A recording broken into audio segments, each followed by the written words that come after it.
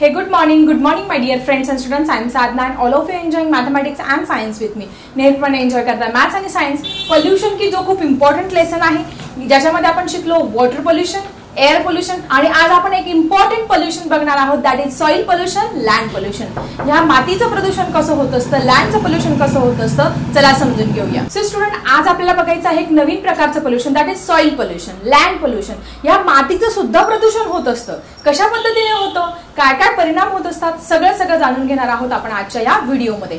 जसं तुम्ही higher standard मध्ये जाल तसं तुम्हाला वेगवेगळ्या प्रकारचे पोल्युशन अजून शिकायचे आहे. साऊंड पोल्युशन आहे, रेडिओ ऍक्टिव्ह पोल्युशन आहे, अजून खूप सारे प्रकारचे पोल्युशन आहे. पण ह्या लेसन मध्ये 8th स्टँडर्डला तुम्हाला फक्त एअर, वॉटर आणि सॉइल पोल्युशन आहे, या बेसिक गोष्टींवरती आपल्याला फोकस करायचा आहे. आता आपण जर विचार केला, there is a 71% water on the earth. पृथ्वीवरती 71% पाणी आहे. मग जमीन किती आहे? 29%. ह्या 29% जमिनीपैकी बरीचशी जमीन ही it is in the form of ice. मोठे मोठे बर्फांचे पहाड आहेत, डेझर्ट आहे, माउंटेन आहे, हिल्स आहे. हे सगळं सोडल्यानंतर अगदी थोडीशी जमीन राहते की जी शेती करण्यायोग्य आहे. आणि शेती करण्यायोग्य जमीन असली त्याच्यावरती संपूर्ण जगाचं चालत असतं ना. त्याच्यामध्ये क्रॉप्स येत असतात, व्हेजिटेबल्स, फ्रुट्स वगैरे शेतकरी पिकवत असतो, ते आपण खातो आणि त्याच्यावरती पूर्ण ही इकोसिस्टीम चालू आहे. परंतु ह्या मातीचं जर आपण प्रदूषण केलं तर कसं काय होणार? तर ह्या मातीचं प्रदूषण केल्यानंतर याचा संपूर्ण परिणाम काय होत असतो, या इकोसिस्टीम वरती होत असतो. So very small area is available for agriculture land ही खूप कमी आहे. सो काय आहे soil pollution? That is contamination of land or soil due to unwanted material is called as the soil pollution or the land pollution. जसं पाण्यामध्ये आपण unnecessary गोष्टी टाकल्यानंतर काय होत असतं, पाण्याचं प्रदूषण होत असतं. हवेमध्ये आपण अननेसेसरी पॉइझनस गॅसेस टाकले तर हवेचं प्रदूषण होत असतं. त्याच पद्धतीने मातीमध्ये जर केमिकल्स, फर्टिलायझर्स, अननेसेसरी प्रोडक्ट्स आपण त्या मातीला यूज केले तर काय होत असतं, मातीचं हे प्रदूषण अशा पद्धतीने होत असतं. That is, soil is said to be polluted when there are changes in physical, biological and chemical changes are happen, and due to this the fertility of soil get decreases, and this is called as the soil pollution, which is made by man-made, or it is also soil polluted get naturally also. म्हणजे त्या मातीमध्ये physical, chemical, bio सगळे changes होत असतात. त्याची fertility जी आहे म्हणजे त्याची उत्पादन क्षमता, काही पूर्वीच्या माती बघा, पूर्वी एवढे फर्टिलायझर्स यूज करत नव्हते तरी पण त्या मातीमध्ये त्या शेतामधून खूप जास्त चांगलं पीक यायचं, चांगल्या क्वालिटीचं पीक यायचं. परंतु आता अति रसायनांचा वापर सुद्धा करून सुद्धा काय होत असतं, त्याची जी क्वालिटी आहे खाण्यायोग्य नसते किंवा जास्त केमिकलचा तिथे वापर केलेला असतो. मग आता ही माती कशा पद्धतीने पोल्यूट होत असते बघा.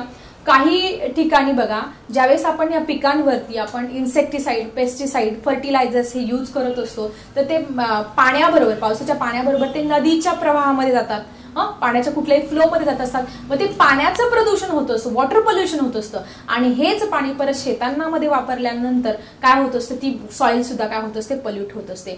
परंतु काही ठिकाणी माहिती तुम्हाला, ह्या इंडस्ट्रीज वगैरे ह्या सगळ्या ठिकाणून निघणारं जे दूषित पाणी आहे ते डायरेक्ट तिथे जमीनच, तिथे कुठली रिव्हर नसते, वॉटर रिसोर्स नसतो, अशा वेळेस डायरेक्ट जमिनीमध्ये ते पाणी सोडत असतात आणि त्यामुळे ती माती पूर्ण काय होत असते, तुमची पोल्युटेड होत असते. So all these are the reasons for the soil pollution or the land pollution. So now we have to see what are the effects of soil pollution. आता ही तुम्ही म्हणाल की ही माती दूषित झालेली आहे आणि त्याचा आपल्या शरीरावरती काय परिणाम होणार आहे, काय नक्की होणार काय आहे.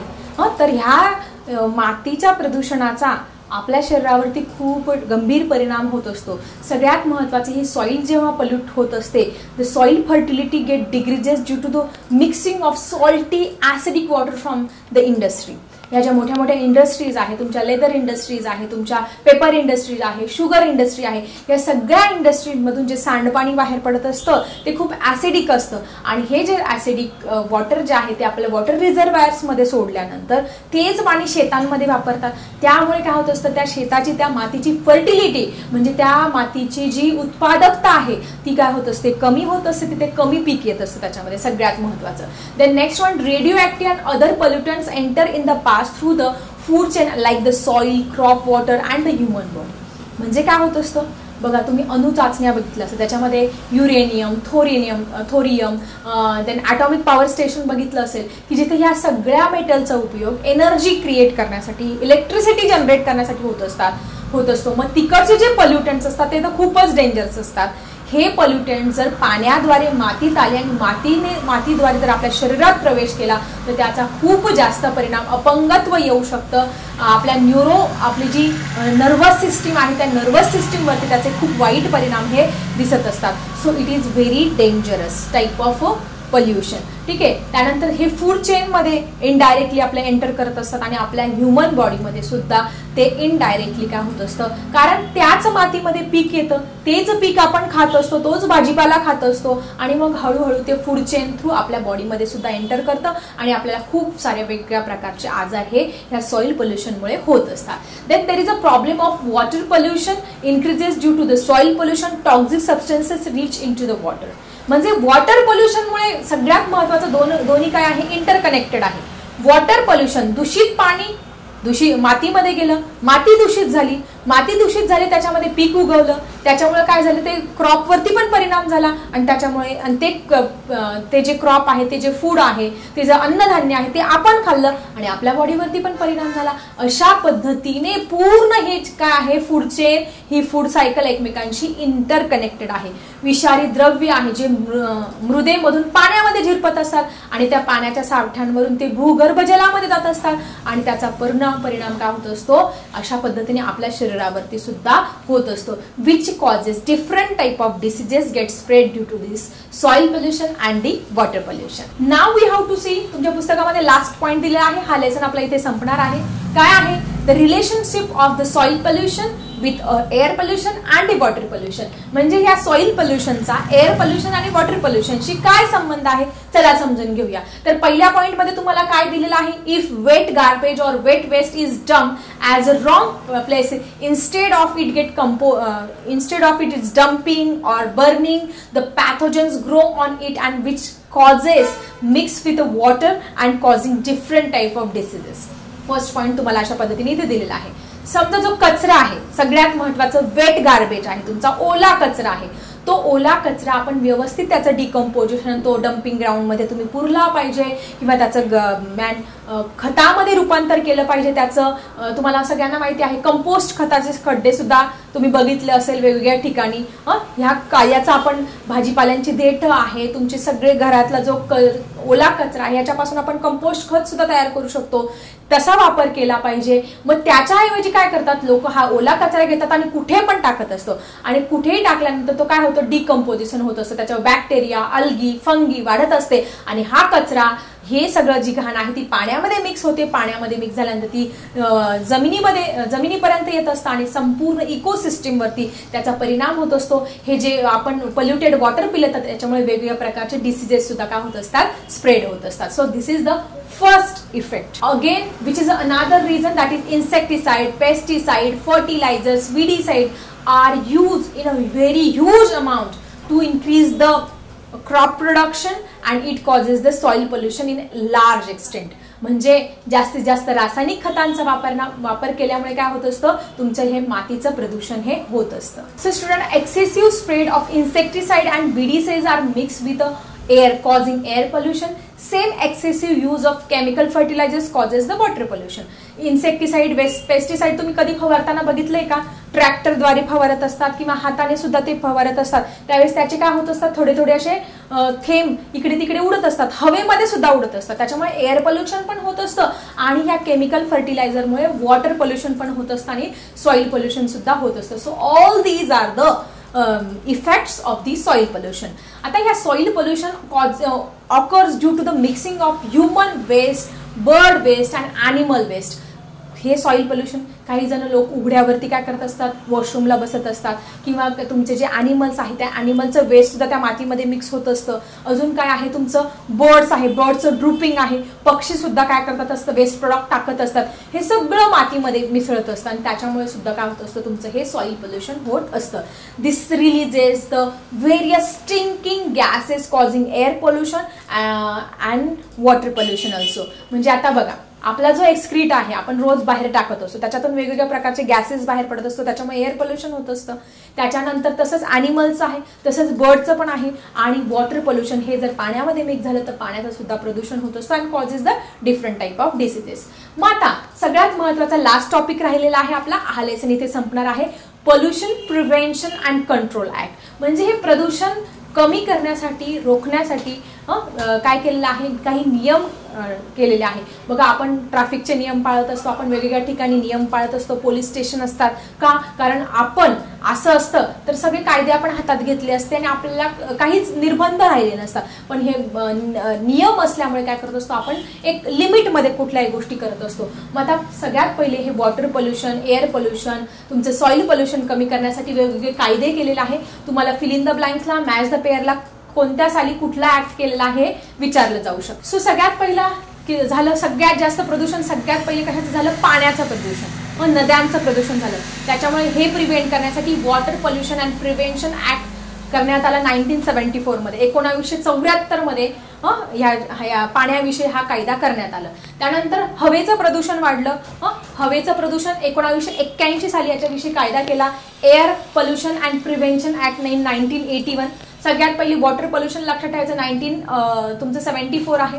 नंतर एअर पोल्युशन 1981 आणि नंतर 5 वर्षानंतर 1986 मध्ये एन्व्हायरमेंटल प्रोटेक्शन ऍक्ट आला. संपूर्ण पर्यावरण दूषित व्हायला लागलं. ठीक आहे. सो अशा पद्धतीने हे 3 कायदे तुम्ही लक्षात ठेवायचं आहे, water, air and environmental act. पहिला कायदा केला वॉटर पोल्युशन विदिन 1974 मध्ये, दुसरा कायदा करण्यात आला 1981 मध्ये जो एअर पोल्युशन विषयी होता, आणि तिसरा कायदा करण्यात आला एन्व्हायरमेंटल पोल्युशन की तो 1986 मध्ये करण्यात आला. ते कंट्रोल करण्यासाठी हे कायदे करण्यात आले. याच्यानुसार समजा तुम्ही एखादी इंडस्ट्रीज आहे, त्याच्यातून पडणारं सांडपाणी आहे किंवा जो धूर आहे तो फिल्टर करून मगच तुम्ही वातावरणात सोडू शकतात. जे इंडस्ट्रीज मधलं वॉटर आहे ते पण फिल्टर करून तुम्ही मगच ते वॉटर रिझर्व्हायर मध्ये, असे वेगवेगळे कायद्यांमुळे काय झालं, हे पोल्युशन थोड्याफार प्रमाणामध्ये कंट्रोलमध्ये आणण्यात आलं. Various laws and rules are in the force in relation to biochemical waste, harmful influence soil waste and the sound pollution. म्हणजे बघा तुम्ही आता हे बघितलं असेल की जे हॉस्पिटल्स आहे मोठ्या मोठ्या, त्या हॉस्पिटल्समध्ये वेगवेगळे काही पार्ट्स असतात, बॉडी पार्ट्स, ते डायरेक्ट बाहेर काढतात. कोणाचा पाय ऍक्सिडेंटमध्ये झाला असेल तो पाय हे कट करत असतात, किंवा लिव्हर आहे, किडनीज आहे. मग हे जे बॉडी पार्ट्स आहे ते काय आहे, बायोमेडिकल वेस्ट आहे. याचा पण एक मोठा प्रश्न आहे. वेगवेगळ्या सिरिंग्स वापरत असतात, इंजेक्शन्स वापरत असतात, याचा डिस्पोजल कसं करणार, हा एक मोठा सर्वांसमोर असणारा प्रश्न आहे. मग हे कमी करण्यासाठी त्याच्याविषयी सुद्धा काही ऍक्ट करण्यात आले.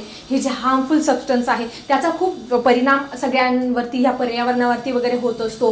त्याच्यामुळं काय झालं, याच्याविषयी सुद्धा ऍक्ट करण्यात आले. जे हॉस्पिटल्स आहे त्या हॉस्पिटलच्या शेजारी सायलेंट झोन म्हणून डिक्लेअर करण्यात आले की जिथे जास्त साऊंड नकोय, हॉर्नचा आवाज वगैरे नको, म्हणून हॉस्पिटलच्या तिकडे लिहिलेलं असतं बघा सायलेंट झोन. मग अशा पद्धतीने हे ज्या वसाहती आहे, कारखाने आहे, या सगळ्यांवरती ही सुव्यवस्था राखण्याचं काम कोण करणार, तुमची जिल्हा परिषद करणार, पंचायत समिती करणार, ग्रामपंचायत करणार, महानगरपालिका. गाव असेल तर गावामध्ये सुव्यवस्था टाकण्याचं काम ग्रामपंचायत, स्वच्छता राखण्याचं काम, रस्ते तुमचे क्लीन पाहिजे, एअर पोल्युशन, वॉटर पोल्युशन, हे सगळं कंट्रोल करण्याचं काम ग्रामपंचायत करणार. त्याच्यावरती पंचायत समिती, त्याच्यावरती तुमची नगरपालिका, त्याच्यावरती महानगरपालिका. या सगळ्या सिस्टीमवरती ही जबाबदारी पोल्युशन विषयी काय केली, सरकारने टाकली आहे, आणि त्याच्यानुसार हे पोल्युशन कंट्रोल करण्याचं काम हे होतं आहे. मग आता याच्या सगळ्यात महत्त्वाचं, महाराष्ट्र पोल्युशन कंट्रोल बोर्ड म्हणजे MPCB म्हणतो, आणि सेंट्रल पोल्युशन कंट्रोल बोर्ड काय करत असतात, त्याला सुपरविजन करत असतात की कोणतं गाव सगळ्यात स्वच्छ आहे. तुम्ही ऐकलं असेल वेगवेगळे पुरस्कार पण जाहीर केलेले असतात की गाडगे बाबा ग्राम स्वच्छता अभियान पुरस्कार, वेगवेगळ्या गावांना हे पुरस्कार. एखाद्या शहर खूप स्वच्छ सुंदर शहर असतं, फॉर एक्झाम्पल इंदोर शहर आहे, खूप स्वच्छ शहर आहे, त्याला पण पुरस्कार. म्हणजे अशा पद्धतीने याच्यावरती कंट्रोल ह्या पूर्ण सिस्टीम बघण्याचं काम करत असते. आणि हे पोल्युशन, वॉटर पोल्युशन असो, एअर पोल्युशन असो, किंवा तुमचं सॉइल पोल्युशन आहे, हे कंट्रोल करण्याचं काम आपलं गव्हर्नमेंट हे करत असतं. सो अशा पद्धतीने आज आपण ह्या लेसन मध्ये शिकलो आहोत एअर पोल्युशन, वॉटर पोल्युशन आणि सॉइल पोल्युशन, सगळं डिटेलमध्ये क्लिअर केलं आहे. सो आय थिंक तुमचे सगळे पॉइंट्स क्लिअर झाले असेल. याचा एक्सरसाइज आपण पुढच्या व्हिडिओमध्ये बघणार आहोत. तर व्हिडिओ कसा वाटला जरा कमेंटमध्ये लिहा, आणि आवडला असेल तर नक्की लाईक करा, तुमच्या फ्रेंड सोबत शेअर करा. चला भेटूया अशाच इंटरेस्टिंग टॉपिक सह नेक्स्ट व्हिडिओमध्ये. आता मी थांबते. Bye everyone.